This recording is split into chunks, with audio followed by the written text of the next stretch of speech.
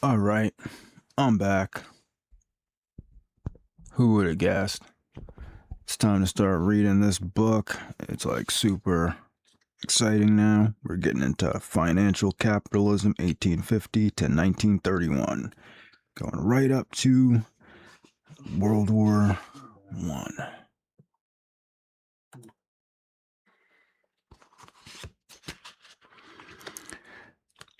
This third stage of capitalism is of such overwhelming significance in the history of the 20th century, and its ramifications and influences have been so subterranean and even occult that we may be excused if we devote considerate attention to its organization and methods. Essentially, what it did was take the old disorganized and localized methods of handling money and credit and organize them into an integrated system on an international basis, which worked with incredible and well-oiled faculty for many decades.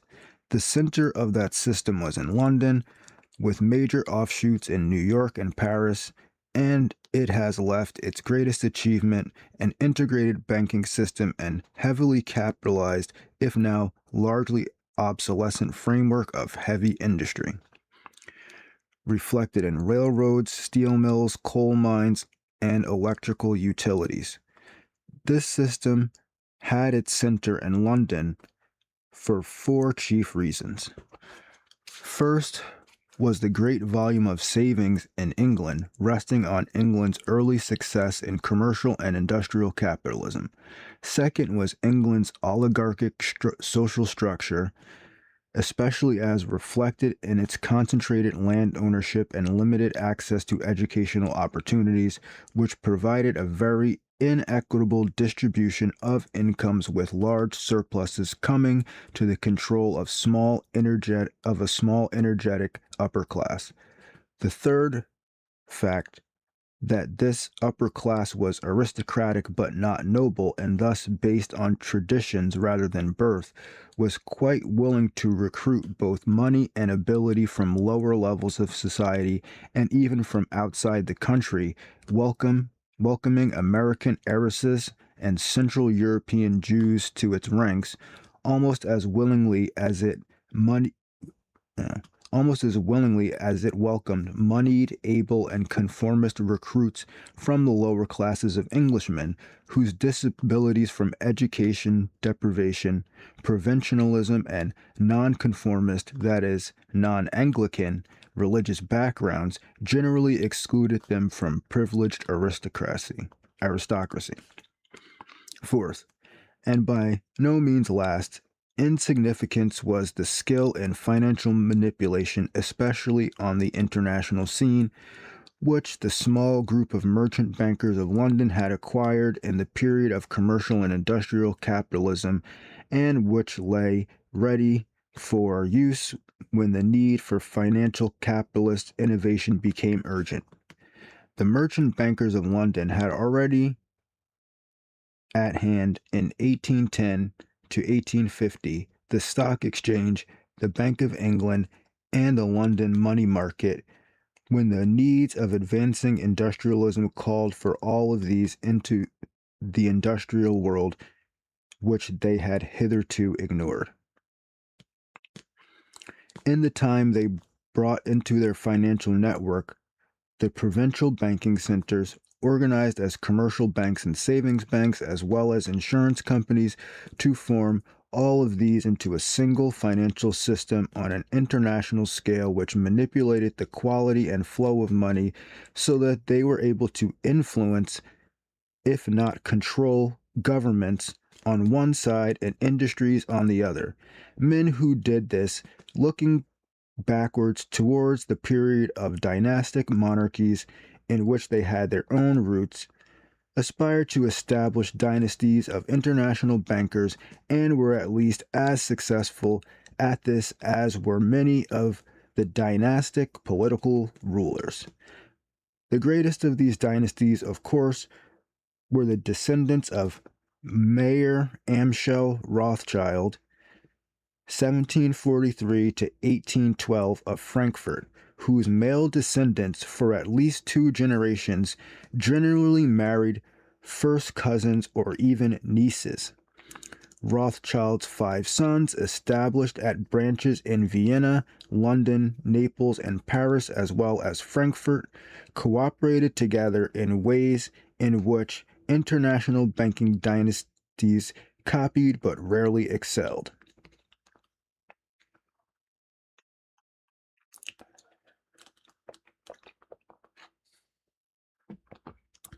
Okay. So we're getting into the Rothschild family dynasty here.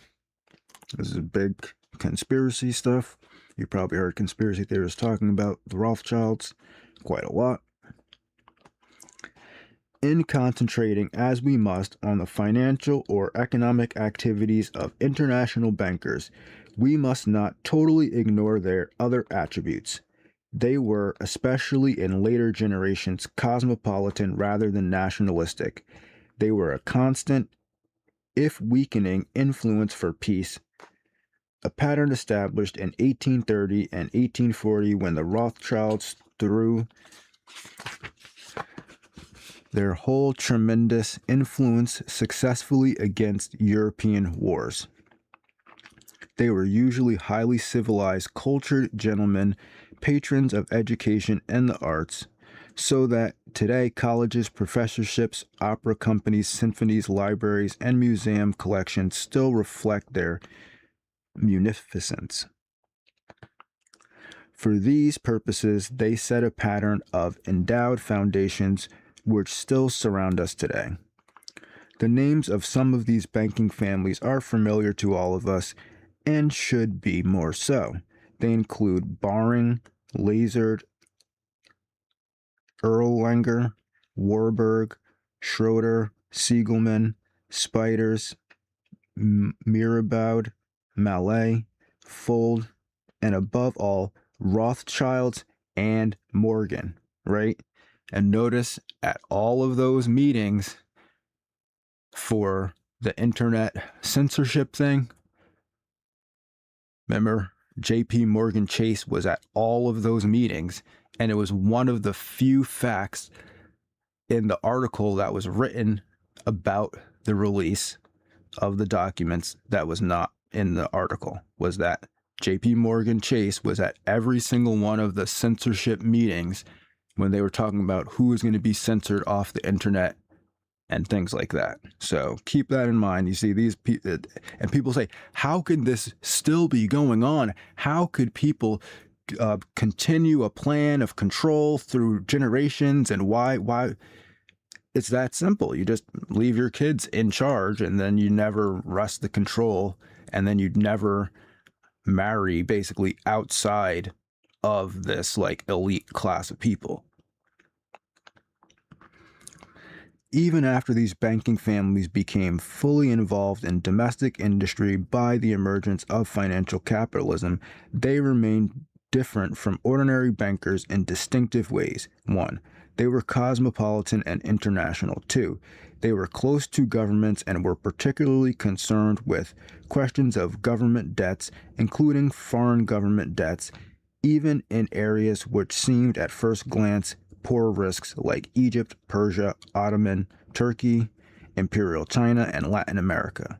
3. Their interests were almost exclusively in bonds and very rarely in goods, since they admired liquidity. That means it's like easy to move around and sell, buy and sell. And regarded commitments in commodities or even real estate as the first step towards bankruptcy.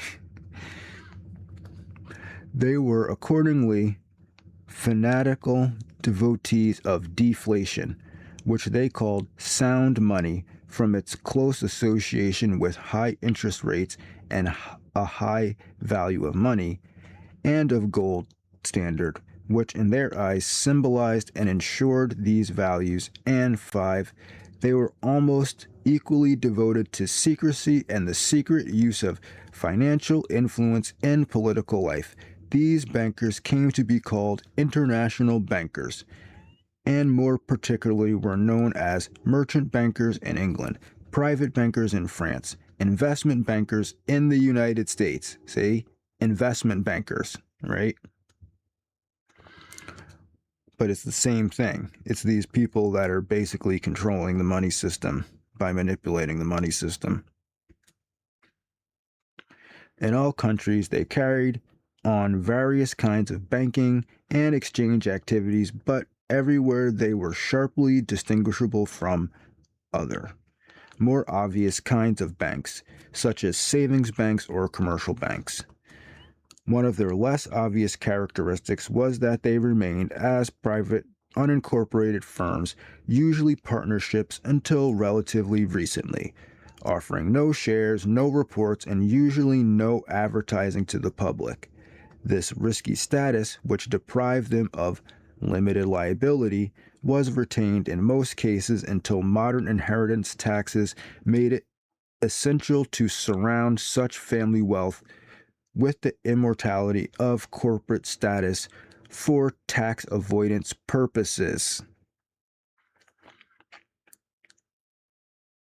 So all those people talk about, oh, you got to pay your taxes, pay your fair share for the welfare, even though all of the money that people pay in taxes, like in total, doesn't even go to the debt. It barely puts a dent in nothing. It just basically evaporates.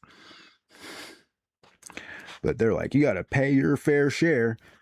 But they're like, but we're going to figure out ways to avoid inheritance tax, even though we're the wealthiest people in the world that own all the banks, right?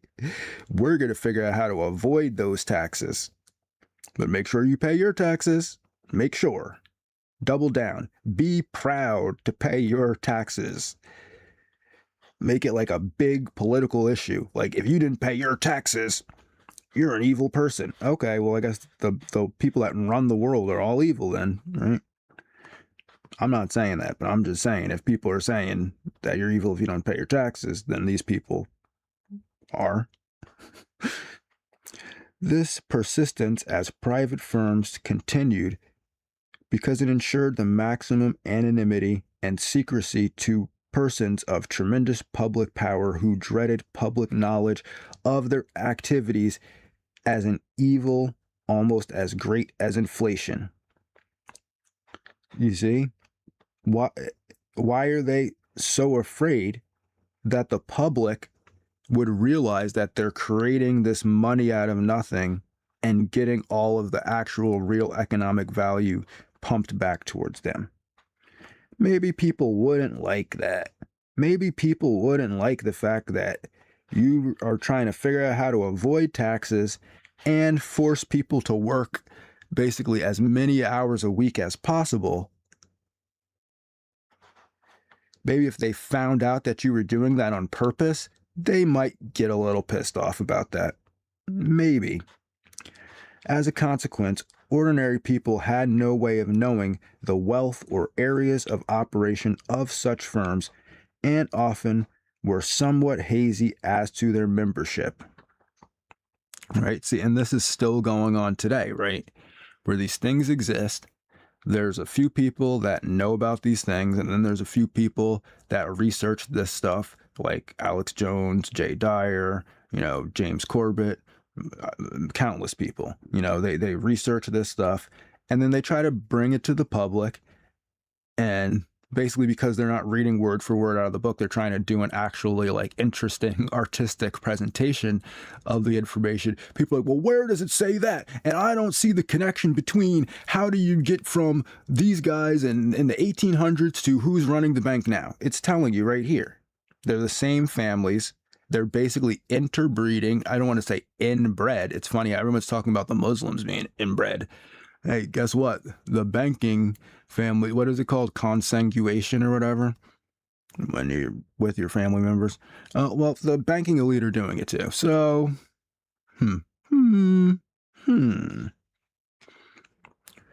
Okay. Thus, people of considerable political knowledge might not associate the names Walter Burns, Clinton Dawkins, Edward Greenfield, Willard Straight, Thomas Lamont, Dwight Morrow, Nelson Perkins, Russell Leffingwell, Elu Root, John W. Davis, John Foster Dulles, and S. Parker Gilbert, with the name Morgan. Yet all these and many others were parts of the system of influence which centered on the J.P. Morgan office at 23 Wall Street. This firm, like others of the international banking fraternity, right, constantly operated through corporations and governments, yet remained itself an obscure private partnership until international financial capitalism was passing from its deathbed to the grave. J.P. Morgan and Company, originally founded in London as George Peabody and Company in 1838, was not incorporated until March 21, 1940, and went out of existence as a separate entity on April 24, 1959, when it merged with its most important commercial bank subsidiary, the Guarantee Trust Company. The London affiliate, Morgan Greenfield, was incorporated in 1934 and still exists. The influence of financial capitalism and of the international bankers who created it was exercised both on business and on governments, but could have done neither if it had not been able to persuade both to accept two axioms of its own ideology. Both of these were based on the assumption that politicians were too weak and too subject to temporary popular pressures to be trusted with the control of the money system. So they're saying that your politicians that you elect are not good people to act on your economic behalf. This is what the international bankers think, that the politicians that you elect are too weak and too subject, too popular. Isn't that the whole point of being a politician, is that you're supposed to be subject to the population's pressures, right? And they're like, yeah, but that sucks because we just want to control everything. And if the politicians start listening, to the actual citizens of the country, that's going to cause a problem for us getting rich into infinity.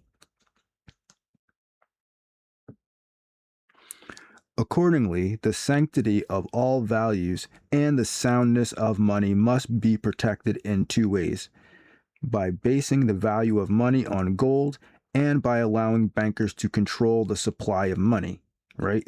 So this is like what the Federal Reserve does. This is what the interest rate is all about, controlling the supply of money. Because basically when they raise or lower the interest rate, that changes the amount of money that the banks are willing to lend to someone. And then in turn, that changes the amount of money that's being introduced as debt into the society, so that people that get loans can pay other people that do real economic activity. To do this, it was necessary to conceal or even to mislead both governments and people about the nature of money and its methods of operation. Let's do this again. To do this, it was necessary to conceal or even to mislead both governments and people. Necessary to conceal or mislead governments and people about the nature of money and its methods of operation. I'm going to read that one more time. It was necessary to conceal or even to mislead both governments and people, meaning the citizens of the country, about the nature of money and its methods of operation. For example, bankers called the process of establishing a monetary system on gold stabilization, and implied that this covered as a single consequence stabilization of exchanges, and stabilization of prices. It really achieved only stabilization of exchanges, while its influence on prices were quite independent and incidental, and might be unstabilizing from its usual tendency to force prices downward by limiting the supply of money. See, so when they lower the interest rate, they limit the supply of money, and that makes prices go down. And when they raise the interest rate, that increases the supply of money, and then it makes prices go up because there's more money and less products.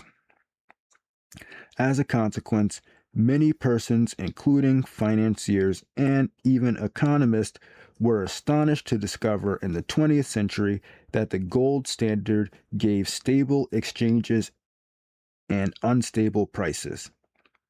It had, however, already contributed to a similar but less extreme situation in much of the 19th century.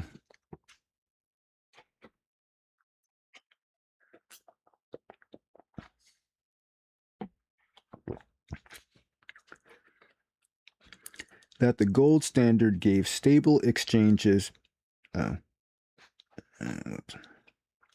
Exchanges were stabilized on the gold standard because by law in various countries the monetary unit was made equal to a fixed quantity of gold, and the two were made exchangeable at that legal ratio. So a monetary unit, I'm not sure. It was probably like some type of bill, or I guess it could be credit too. It depends on the system that they're using. It could be cash, could be credit, debt, checks, whatever. They're just talking about any monetary unit.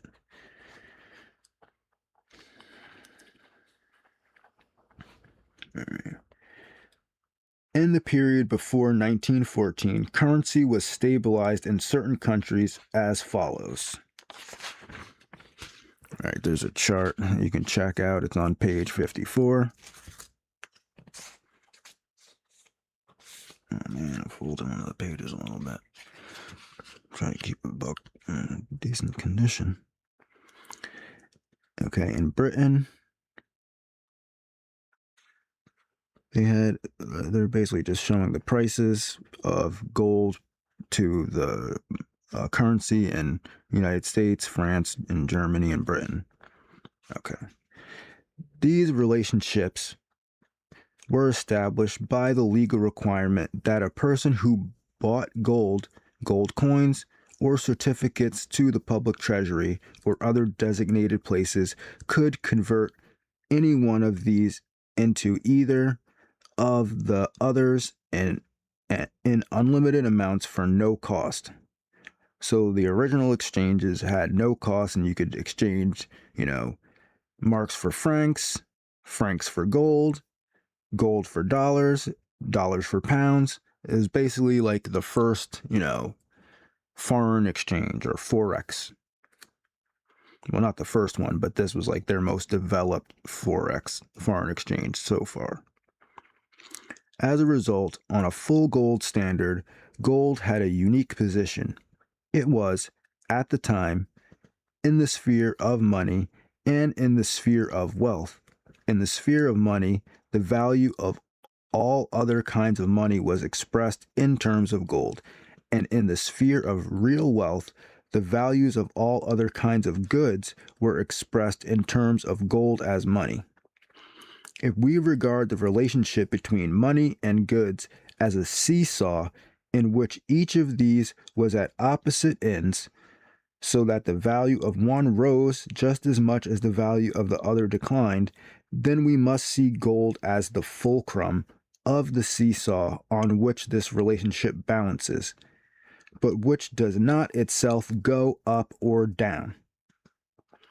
Since it is quite impossible to understand the history of the 20th century without some understanding of the role played by money in domestic affairs and in foreign affairs, as well as the role played by bankers in economic life and in political life, we must take at least a glance at each of these four subjects. All right. look up a couple things because it's getting kind of dense here. So when they're talking about monies and different types, because there's a lot of different types of money. Most people only know about cash. That's what most people know about. They know about cash, checks, and credit. So we're going to look at the different what's called layers of money. Okay.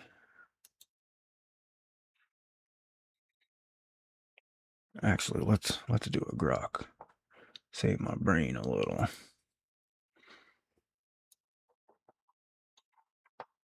Because I still gotta work and stuff in a couple hours. Okay. Let's try and do a little bit more of like a casual chat with grok.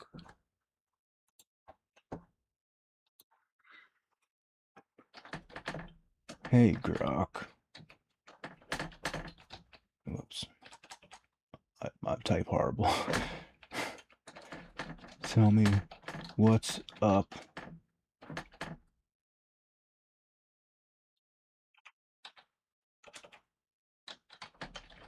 The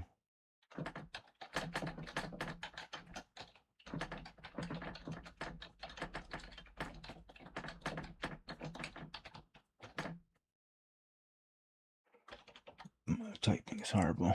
I'm sorry. I used to handwrite everything. I was never a typer.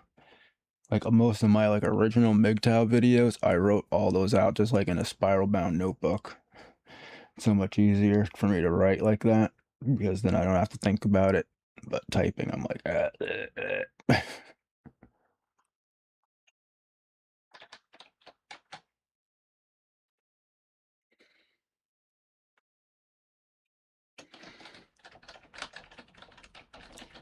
basic XPL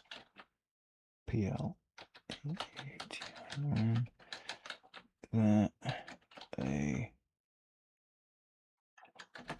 teenager could understand. Sorry about all those mistypos, man. I'm not even trying to type like that. I'm not a typist.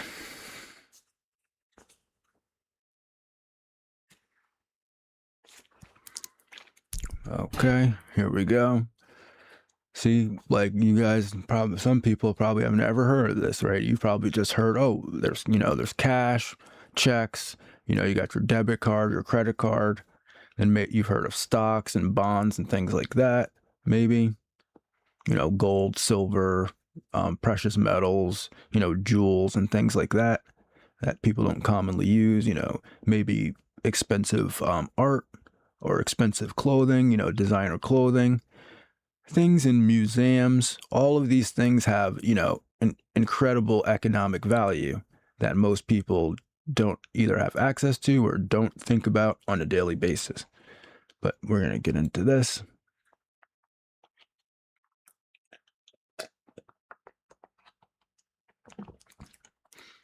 So you can kind of get a better view. So when we move forward and they're talking about these different concepts, you'll kind of already understand what they're talking about. Okay. So, hey, imagine money is like a video game with different layers of power-ups. Some money is super easy to grab and use it right now, and some is locked away and takes extra steps to turn into cash you can spend. The Fed, the big boss of money in the US, keeps track of these layers with names like M0, M1, M2, and M3. Here's a super simple version. Layer 1, M0, the physical cash level, also known as the sucker level. Coins and dollar bills in your pocket or under your mattress. Also the cash banks keep in their vaults or have parked at the Federal Reserve. This is the base money. It's like the raw gold coins in the game, but not actual gold coins. It's not like gold coins. Cash is definitely the opposite of gold coins. Layer 2, M1, the ready to spend right now level. everything in M0 plus money in your checking account. You can swipe your debit card or write a check, instant spending. Traveler's checks, basically dead now, but whatever. Think of M1 as cash plus money that turns into cash in 1 second. Okay, so yeah, like your credit, debit, checks, stuff like that. So it's not specifically cash, but you can spend it like cash. Okay. Layer 3, M2, the spend soon level, the one people talk about most. It has everything from the previous levels plus stuff that's a tiny bit harder to turn into cash. Savings accounts, money market accounts, small time deposits like a certified deposit you can break if you really need the money. It's still super liquid. You can get to it in a couple days max, so basically it's spendable soon. Okay. And then we have layer 4, M3, the big institutional level. Nobody really uses this anymore. M2, so all the previous layers plus giant deposits that only huge companies or institutions have, plus some other fancy stuff. The Fed stopped officially tracking M3 years ago because it didn't tell them anything extra. Interesting.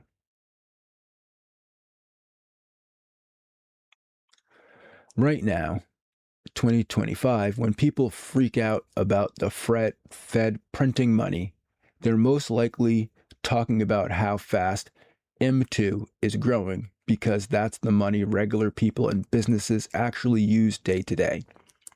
That's it. The layers are just how fast can you actually spend this stuff? The closer to M0, the faster and more real it feels. All right. I want to know about the other fancy stuff in layer 4.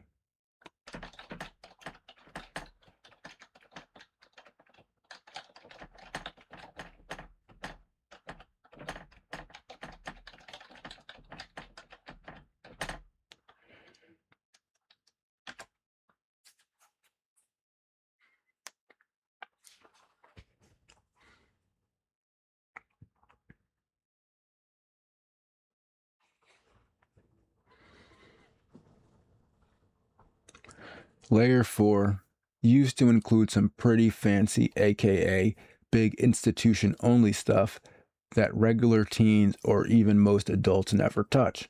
The Fed officially stopped publishing M3 in 2006 because it didn't give them any useful info beyond M2, but people still talk about it when they're being extra nerdy. Well, that's what we're doing here. We're being extra nerdy, and you notice that one of the concepts in Tragedy and Hope that he was just going over is the fact that the ultra wealthy elite bankers don't want you to know what they're doing with money, and that they are prepared to lie and manipulate the public in order to keep their business dealings private. So can we really believe this statement when it says that the Fed stopped publishing the M3, which is all the money that all the super rich, super elite, super bankers use, because it didn't give them any useful info? Really. So knowing how much money the richest people at Peg said in the world have doesn't give them any useful information. I find that hard to believe.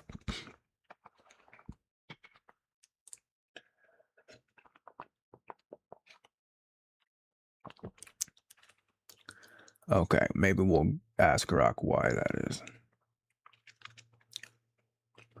Okay, so basically the things that are in the layer 4, M3, large deposits, certified deposits of $100,000 or more, U.S. dollars sitting in bank accounts outside the United States, repurchase agreements, basically overnight loans between huge banks using treasury bonds as collateral, like pawning your PS5 for one night to get cash. Institutional money market funds, supersized money market accounts that only institutions, not normal people, can open. Minimums are often millions. Right? Okay. So let's find out. Why doesn't the M3 layer give any information?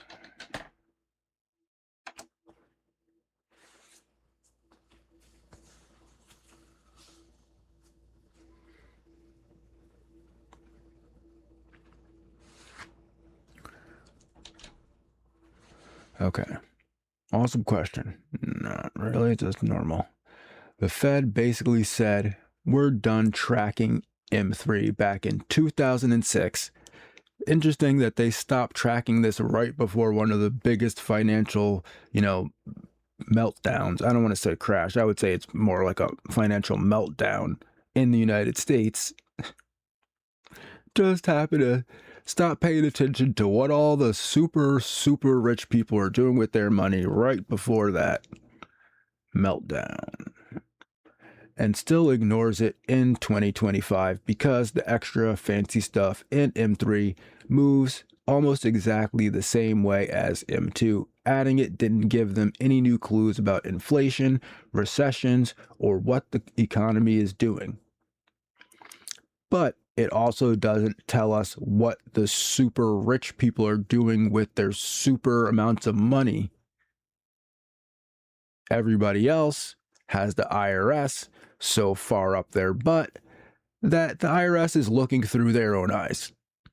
But these people, they're getting, complete privacy. Hey, there's no reason to look at somebody that has $50 billion in the bank. Oh, don't even look at it. Why keep track of that? We've got to get you. You owe us 45 cents. We checked, and we've gone through all of the systems, and a year after your mother was born, she forgot to pay taxes, and now you owe us 45 cents. And if you do not pay 45 cents, we will send you to jail. But these people, billions, trillions, who knows? They own the whole bank. Do we want to know what they're doing? Nah, don't need to know that. Why would I need to know that? I'm too busy tracking down some guy that's $5 off on his child support payments. That's the real financial criminal. The real financial criminal is a guy that's been divorced, kicked out of his house, lost his job, and now he's $5 short on his child support payment. That's the real criminal.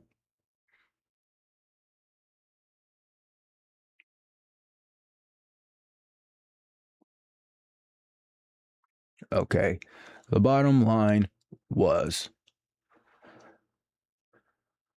why keep a whole second scoreboard if it literally always shows the same score as the first one? We'll just watch M2 and call it a day. That's why M3 got canceled. It wasn't hiding secret money or anything dramatic. It was just redundant. M2 already tells the Fed and us everything we actually need to know about how much spendable money is floating around.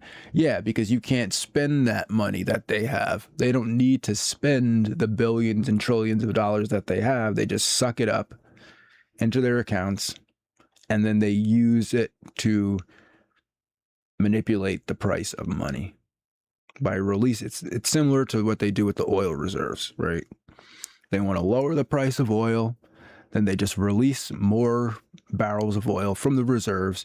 And if they want to raise the price of oil, they simply stop releasing barrels of oil from the reserves. And that's how it actually works. It's the same thing with diamonds. Let's check this, right? Are diamonds actually rare?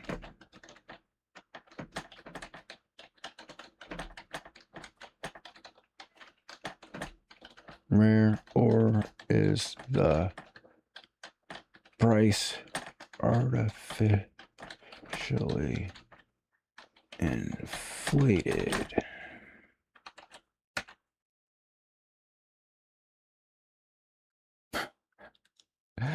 You see what I'm saying? You see this stuff? It's a fake economy. Short answer: nobody. No, I bet you most people if say, "Well, why are diamonds so expensive?" Oh, because it's rare, right? That's the like mainstream normie low tier economic explanation, right? Diamonds are rare because diamonds. Diamonds are expensive because diamonds rare. Diamonds rare means expensive, right? That's like a low tier thought process. The people that take that thought process are probably the same people that believe that all we have to do is watch the M2 money supply. Short answer: diamonds are not rare at all. The price is mostly artificial, created and kept alive by one company, De Beers, for over 100 years. Wait. Who? Where's De Beers? Where's De Beers located? Okay, we're not even. Was De Beers? See, I already know all this stuff. Located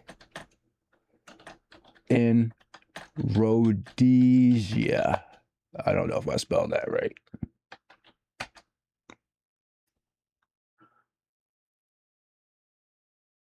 Oh, not in Rhodesia. Sorry. wait, wait, wait. Uh, what? It says no. Was never headquartered or based in Rhodesia, now Zimbabwe. Here's the quick, accurate rundown. De Beers was founded in South Africa in 1888 by Cecil Rhodes. Yes, the same guy Rhodesia was named after. Its headquarters have always been in South Africa, Kimberley at first, then Johannesburg. The main diamond trading sales operation is in London, UK. The famous site sales still happen there.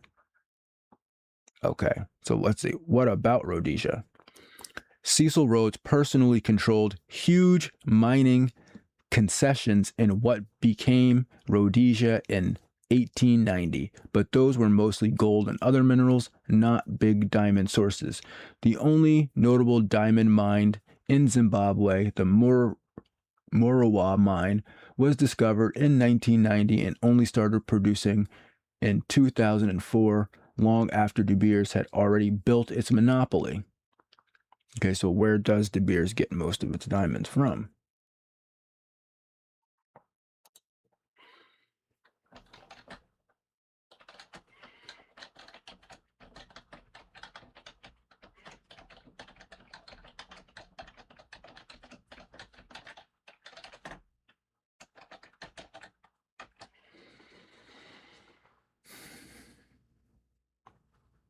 Oh, oh no, not it doesn't get it in South Africa. It just gets it in South Africa. They didn't get it from South Africa. It's just in South Africa. So Botswana is the highest at 45 to 50%, right? South Africa, 20 to 25%. Namibia, 15 to 20%.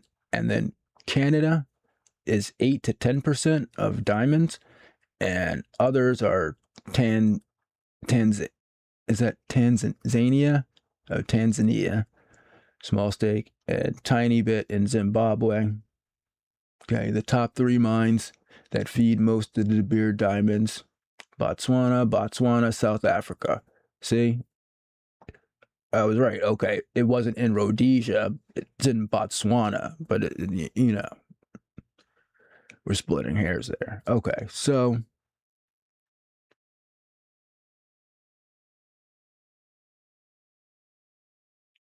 see, bottom line, 2025 reality: natural diamonds equal plentiful rock with genius marketing. You see, guys? You see? Price equals 90% hype, 10% actual cost. If you want one for lover style, cool, go for it. If you're buying it as an investment, you're basically buying a branded handbag that loses half of its value the second you leave the store. So yeah, diamonds aren't rare. They're the original luxury flex created by a cartel and brilliant advertising. Right? Like, this is how deep this stuff goes. Like, look. Did De Beers create the idea that a diamond was the best engagement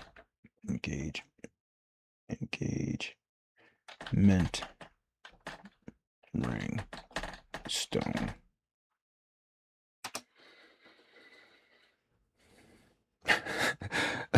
Come on, guys. Come on.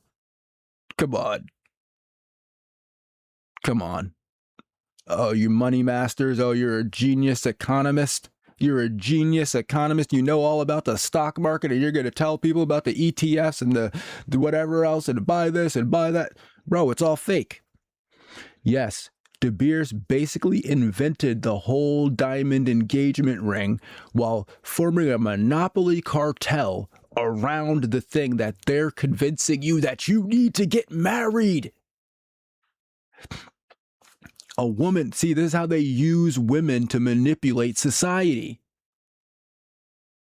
Right? They tell the women, he doesn't love you if he doesn't get the thing that we have a monopoly on and are raising to 90% of the value over the value that it actually is. But you can't get a woman unless you don't have one of these things that they have. De Beers is in the freaking book. Cecil Rhodes is in freaking Tragedy and Hope as one of these monopoly capitalist beggars that's trying to screw over everybody. Come on, guys, wake up. Wake up. I know I'm streaming to like one person here, but this is getting ridiculous. Like, this is ancient history. You imagine what they're doing now. Think about if they were doing this in like the 1930s and 1800s, they were manipulating people like this, in this way. We're going to create a system where we tell women that a man doesn't love you unless he buys this thing that we have a monopoly on. Are you guys starting to get it now? Are you really starting to get what's going on here? They've literally convinced women that you don't love them as a man unless you go out and buy one of these rocks from a monopolist banker that's basically had control over this specific item since it was free. They just went over there. They probably just moved all the Africans right out of the way. They're like, hey, guys, yeah, there's nothing here but dirt. Can we buy this dirt here? And they're like, oh, dirt? They're like, yeah, we don't really need that dirt. And then they're like, oh, whoops, there's a ton of diamonds down here. We're just going to extract these and then monopolize them, storing them, and then only releasing them at the highest value possible, while also in the background creating a system of marketing manipulation to convince all women in society that a man does not truly love the woman unless he buys one of our monopoly products. Boom. All proven. All facts. What I just said, I don't see nobody in the chat saying I'm wrong. I'm live. You could come in the chat right now and show me how I'm wrong, but you can't because I'm right. I'm not saying I'm right about everything, but I've been studying this for a long time. And I'm just typing it in here so you can see that what I'm talking about ain't BS.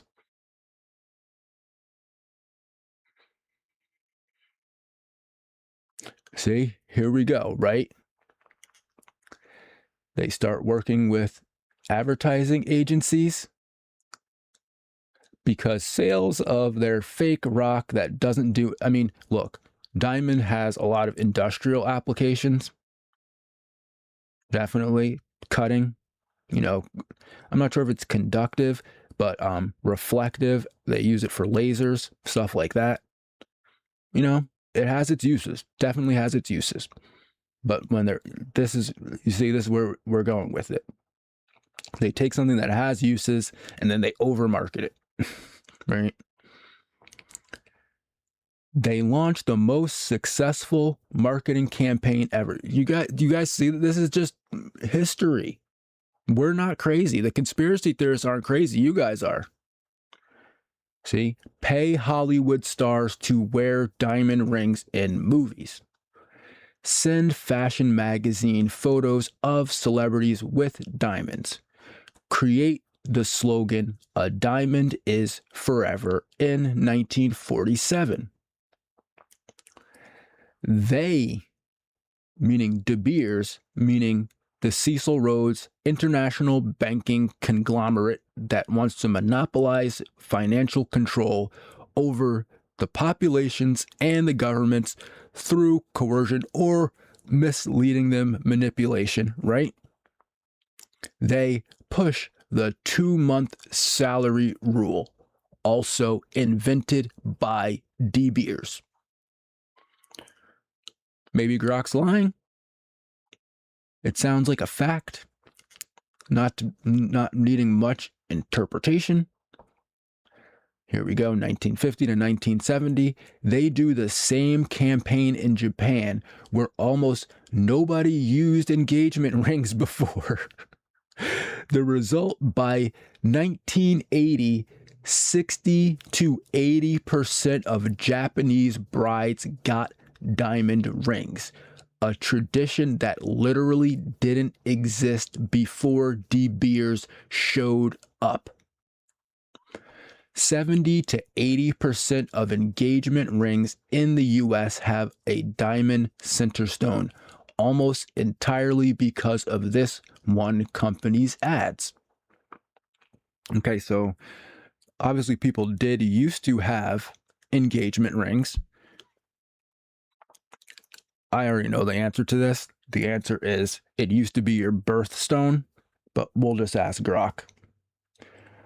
What stone used to be in an engagement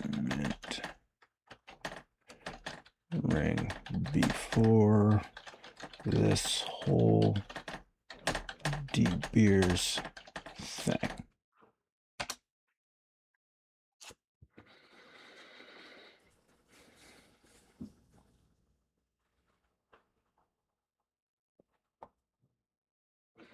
Okay, ancient Rome, medieval Europe, it was just a band, no stone. Then moving up into Europe, 14 to 1700s, it was red for passion. Then moving up to 1700s to 1800s, sapphire blue for loyalty and truth. That's why the Freemasons use blue and white also, because blue represents loyalty. Victorian era, 1830 to 1900, emerald, opal, amethyst, pearl, or turquoise clusters. 1800s US, often just a simple gold band or small colored stone. 1900s, still mostly sapphire. See, even the Queen had a sapphire ring. Oh, it was surrounded by diamonds. Napoleon gave his wife sapphire.